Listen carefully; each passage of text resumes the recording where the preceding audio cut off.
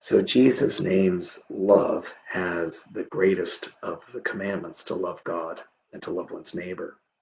And of course, we have to remember that this love that Jesus speaks of is not some vague human creation, nor is it even a noble human aspiration, but that Jesus himself gives us the content of this love.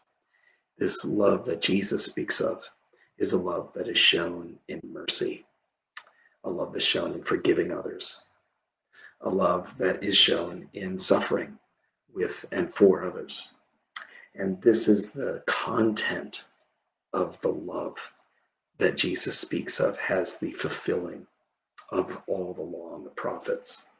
This is the content that is God's greatest commandment to us, a commandment that he gives in the person of his Son, who obeys the will of the Father and asks us to follow in that difficult but blessed road. So let us, through loving one another, forgiving one another, having mercy on others, let us fulfill the law and the prophets.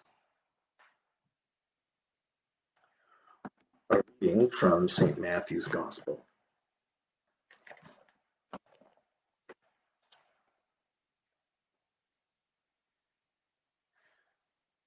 When the Pharisees heard that Jesus had silenced the Sadducees, they gathered together, and one of them, a lawyer, asked him a question to test him. Teacher, which commandment in the law is the greatest? He said to him, you shall love the Lord your God with all your heart, and with all your soul, and with all your mind. This is the greatest and first commandment. And a second is like it.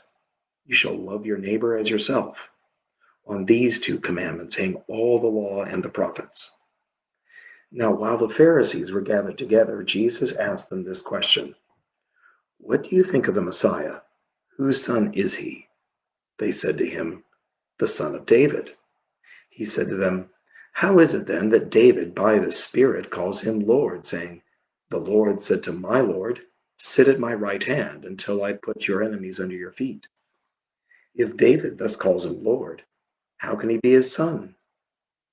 No one was able to give him an answer, nor from that day did anyone dare to ask him any more questions.